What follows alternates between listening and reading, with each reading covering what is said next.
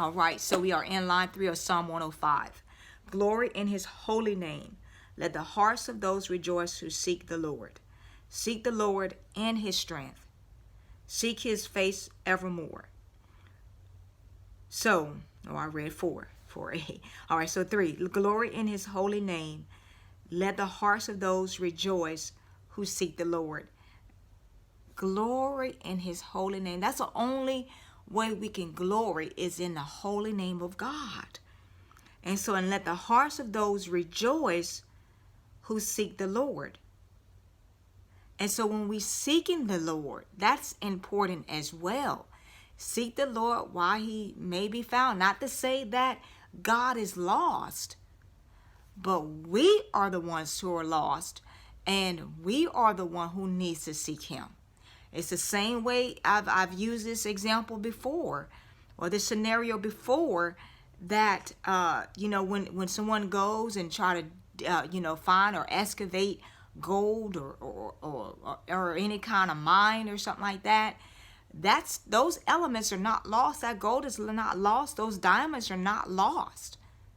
But you're seeking those for treasure, for fortune. All right, God isn't lost. We know where God is. He's in heaven. He's on his throne. And he's living on the inside of us. So he is not lost. But we're seeking him. Let the hearts of those rejoice who seek the Lord. And yes, we can rejoice because we are seeking him. Because as we seek him, we know that God is going to be able to meet our needs. He's going to give us the things that we need. 4, seek the Lord in his strength. So we seeking the Lord in his strength. Seek his face evermore. And so in that sense, that's to Psalm 27. Psalm 27:4 that says, 27:8 that says, when you said, seek my face, my heart said to you, your face, Lord, I will seek. Why we have to seek the face of the Lord? Why is it so important for us to seek God's face? Well, remember, God's face is so bright. And being that his face is so bright, and that is full of light. And when we're seeking his face, then we're seeking that light. And when we're seeking that light is going to guide us to right. That's why we're seeking his face, because it's going to give us direction on which way to walk, which way to go. Praise Jesus. Glory to God. That's a powerful word right there. So that's why we're seeking his face.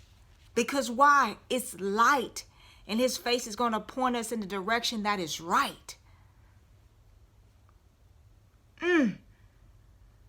Look at 5. Remember his marvelous works which he has done, his wonders and the judgments of his mouth. Yes, we have to remember his marvelous works. Why? Especially when we're in the pit and we're feeling that there's no way out, we got to remember what God has done in the past. And he brought us out back then. He's going to bring us out right now. Remember his marvelous works which he has done, his wonders and the judgments of his mouth. And so that sends us to Psalm 77:11. Almost 7:11, but 77:11. All right, that says 77:11. Okay. I will remember the works of the Lord. Surely I will remember your wonders of old. And we have to remember God's wonders of old. It's going to help us to appreciate the wonders of new and look forward to the wonders of new. That whatever he did back then, he still do. I know that's bad English, but that's good rapping and teaching and rhyming. All right. So, his wonders and the judgments of his mouth. Remember his marvelous works which he has done, his wonders and the judgments of his mouth. If God said it, He's going to perform it. The title of this psalm, the theme of this psalm is remember, God keeps his promises. And that's one thing we need to praise and glory God for, because he does keep his promises. If he says that we're going to die, we're going to die. If he says that we're going to live, we're going to live. If he says that we have to reap what we sow, we're going to have to reap what we sow. If he says to honor your father and your mother, that your life may be long upon the land of God, that's going to happen. And all will go well with you.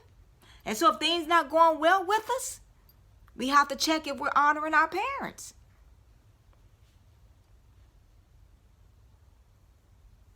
All right, so let's go ahead and pause here, and then we'll pick it up in line 6.